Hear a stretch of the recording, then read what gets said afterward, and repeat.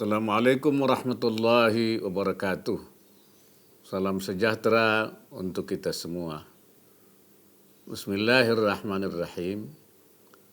Yang saya hormati Bu Menteri Lingkungan Hidup dan Kehutanan beserta jajarannya, para pimpinan dan wakil kementerian dan lembaga, Dewan Juri Program Penilaian Peringkat Kinerja Perusahaan dalam pengelolaan lingkungan hidup proper, para pimpinan perusahaan dan BUMN, serta hadirin yang saya muliakan. Pertama-tama marilah kita panjatkan puji syukur kehadirat Allah Subhanahu wa Ta'ala, Tuhan yang Maha Esa, karena atas limpahan berkah dan rahmatnya kita semua dapat bersama-sama mengikuti acara penganugerahan penghargaan kinerja perusahaan dalam pengelolaan lingkungan hidup proper 2020. Dalam kesempatan yang berbahagia ini saya menyampaikan apresiasi kepada seluruh jajaran Kementerian Lingkungan Hidup dan Kehutanan. Dalam situasi pandemi saat ini, program penilaian kinerja perusahaan dalam pengelolaan lingkungan hidup tetap dilaksanakan. Hal ini menunjukkan komitmen yang tinggi dari Kementerian Lingkungan Hidup dan Kehutanan dalam menjaga lingkungan hidup. Meskipun diselenggarakan secara virtual, saya harap ini tidak mengurangi makna dan tujuan pemberian anugerah proper, yaitu untuk memberikan penghargaan kepada perusahaan-perusahaan yang menunjukkan ketaatan terhadap peraturan perundangan pengelolaan lingkungan hidup.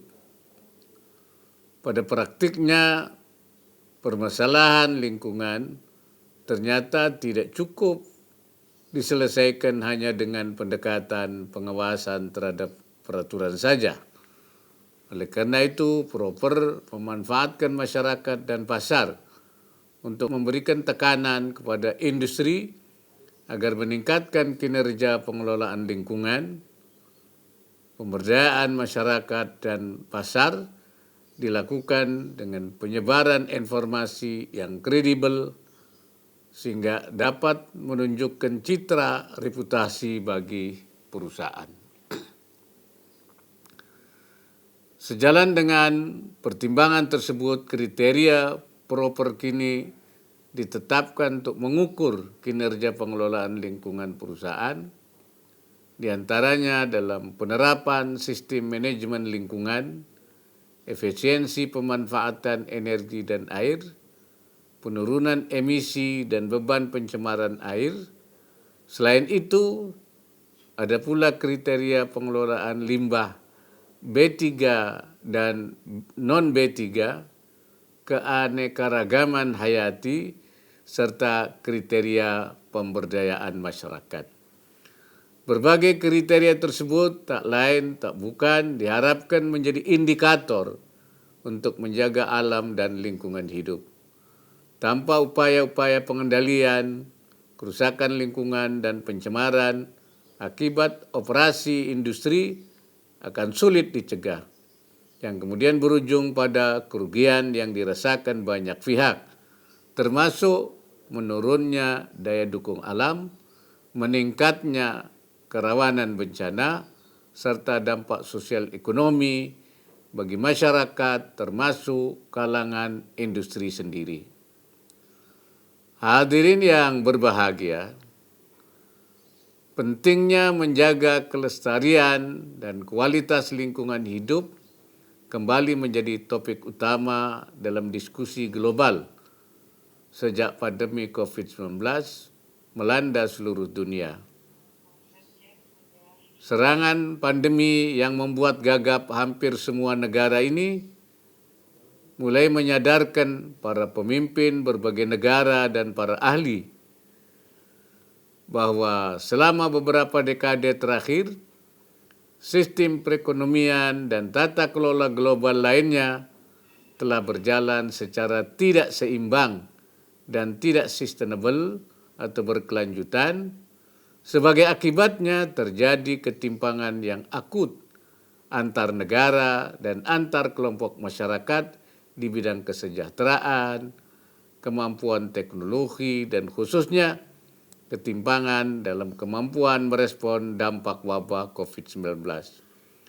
Analisis mengenai situasi global dalam masa pandemi COVID-19 mulai dibahas dalam World Economic Forum pada awal tahun ini yang mengangkat tema Great Reset atau pengaturan ulang secara besar-besaran. Dalam buku berjudul COVID-19 The Great Reset, pendiri dan ketua eksekutif WEF Klaus Schwab bersama Thierry Muller mengusulkan perlunya agenda perubahan tatanan kehidupan secara masif secara global, meliputi pengaturan ulang pada 5 sektor, yaitu ekonomi, sosial, geopolitik, lingkungan, dan teknologi. Selain menyoroti asimetri di bidang geopolitik, teknologi, dan ekonomi, kedua pakar tersebut juga memandang bahwa pertumbuhan ekonomi dunia masih berjalan dengan mengorbankan kelestarian dan kualitas lingkungan hidup. Agama juga mengajarkan kepada kita semua untuk menjaga harmoni dengan alam. Dalam agama Islam juga terdapat ajaran bahwa Allah Subhanahu wa Ta'ala menciptakan alam semesta dalam keseimbangan pada semua unsurnya, seperti bumi, langit, air, flora, dan fauna. Semuanya diciptakan sebagai satu ekosistem yang saling mendukung satu sama lain untuk kepentingan hidup manusia. Menjaga lingkungan hidup sesungguhnya sejalan dengan prinsip ajaran Islam yang rahmatan lil alamin. Selain itu, Islam juga melarang melakukan pengrusakan di bumi, ifsad fil ardi, baik kerusakan fisik, fasad maddi, maupun kerusakan non-fisik atau fasad ma'nawi. Maka perlu kita ingat bersama, terutama saudara-saudara pelaku industri, bahwa segala sumber daya seperti air, udara, dan tanah yang Anda gunakan untuk kepentingan korporasi adalah titipan Allah Subhanahu wa Ta'ala, Tuhan yang Maha Esa, untuk dikelola dengan sebaik-baiknya. Dan yang paling penting, saya harap ini juga menjadi pengingat bahwa jangan sampai kita fokus pada kepentingan di saat ini saja, tapi melupakan dampaknya untuk masa depan. Sebab itu kita semua memiliki tanggung jawab untuk menjaga kelestarian alam, untuk diwariskan kepada anak-anak dan cucu-cucu kita, generasi penerus Indonesia. Bapak, Ibu, para hadirin yang saya banggakan, saya mendapat laporan dari panitia bahwa jumlah peserta proper tahun ini mencapai 2038 perusahaan. Saya juga mendengar bahwa presentasi ketaatan proper 2020 mencapai 88%, meningkat 3% dari tahun 2019. Inovasi juga mengalami kenaikan, yaitu dari 794 inovasi pada tahun 2019 menjadi 806 inovasi di tahun 2020. Selain itu terdapat pula penambahan jumlah penerima peringkat emas dan sebaliknya penerima peringkat merah mengalami penurunan. Berdasarkan hasil penilaian dokumen hijau proper 2020, terdapat 32 perusahaan yang mendapat peringkat emas, 125 perusahaan berperingkat hijau, 1.629 perusahaan dengan peringkat biru. Ini merupakan satu prestasi yang perlu terus dijaga dan ditingkatkan. Saya percaya bahwa semakin banyak korporasi yang diikutsertakan dalam program ini, diikuti dengan semakin beragam dan tinggi standar kriterianya, maka semakin tinggi pula dampak positifnya terhadap masyarakat. Di lain pihak saya juga sangat menyayangkan karena sampai dengan periode ini masih ada perusahaan yang mendapatkan peringkat merah dan hitam. Saya mengingatkan agar perusahaan yang berperingkat merah dan hitam dapat menjadikan momen ini sebagai refleksi untuk mengejar ketertinggalan dalam upaya memenuhi standar lingkungan yang tertuang dalam berbagai peraturan pemerintah. Bapak Ibu hadirin dan peserta proper yang berbahagia, proper kali ini saya catat telah mencapai kemajuan di sisi penghematan biaya dari upaya perbaikan lingkungan dan pengumpulan dana pengembangan masyarakat yang digunakan untuk merespon bencana sebesar 6,2 triliun dengan penerima manfaat mencapai lebih dari 23 juta orang, termasuk korban bencana.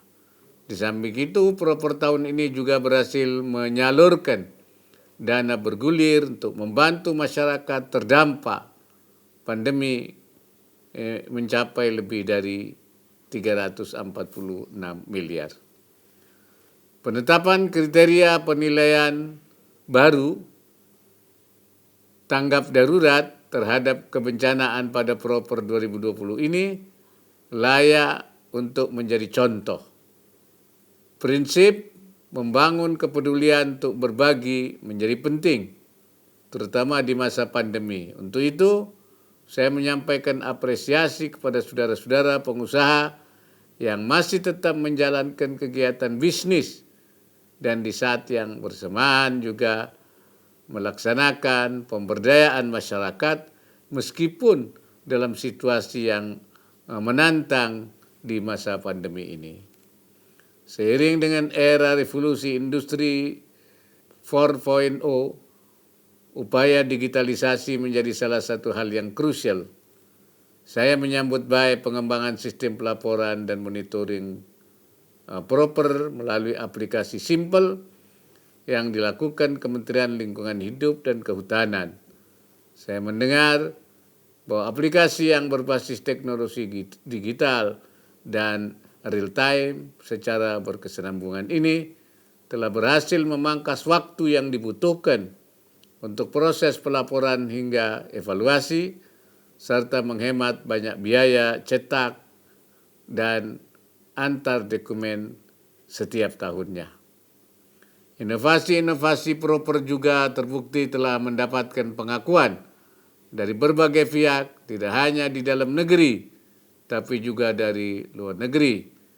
Di tingkat proper internasional, proper ikut dikompetisikan dalam United Nations Public Service Award, UNPSA, mewakili Indonesia.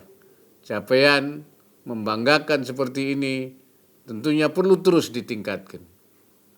Di dalam negeri sendiri, proper juga telah diadopsi di berbagai daerah dan di tingkat nasional, digunakan juga oleh Otoritas Jasa Keuangan OJK untuk menilai risiko pemberian kredit perbankan. Dari sini kita bisa melihat bahwa telah ada upaya pengintegrasian antara sistem industri dan operasi bisnis dengan upaya penataan lingkungan hidup.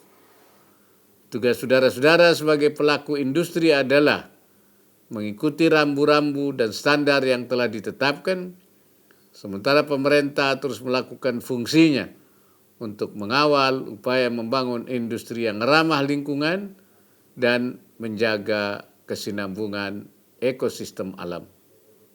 Para hadirin yang berbahagia, sebagai penutup sambutan ini, sekali lagi saya menyampaikan apresiasi dan terima kasih kepada Menteri Lingkungan Hidup dan Kehutanan, Ibu Siti Nurbaya, beserta jajarannya yang telah menjaga keberlanjutan serta terus mengembangkan berbagai kriteria dan inovasi dalam penghargaan ini. Semoga segala daya dan upaya kita dalam menjaga lingkungan ini dapat mendatangkan kemanfaatan tidak hanya bagi alam dan sesama umat manusia di masa kini, tetapi juga bagi generasi yang akan datang. Wassalamualaikum warahmatullahi wabarakatuh.